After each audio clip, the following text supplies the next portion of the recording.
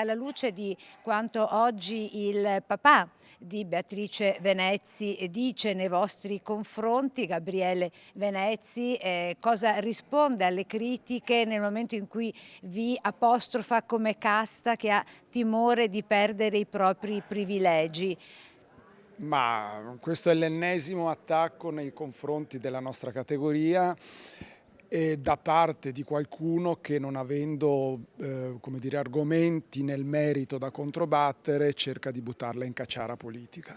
A scendere in campo e difendere la direttrice, che si dice essere stata calata da Roma perché vicina a Giorgia Meloni, anche il presidente del Veneto, Luca Zaia. Questo non è una colpa e non si scrive nel curriculum si guardano. Mi risulta che ci siano stati direttori prima di lei molto più giovani. Parliamo sempre di fuga dei cervelli e dovremmo evitare di andare a prenderci questi cervelli quando già hanno fatto successo all'estero, magari investire sui giovani che abbiamo qui. Per noi è una signora, non una maestra, affonda il sindacalista dello spettacolo, nonché violoncellista dell'orchestra del Teatro Veneziano. Dobbiamo partire da quel livello perché è quello che si merita meritiamo noi, la città e il mondo intero. Sul fronte politico Luigi Brugnaro sottolinea l'intenzione di analizzare la situazione senza pregiudizi, ma ascoltando tutte le parti. Più che mediazione cercare di capire prima di tutto, dopo cercheremo di affrontare le cose, perché è prematuro per quanto mi riguarda, io non parteggio per nessuno, a me sembra che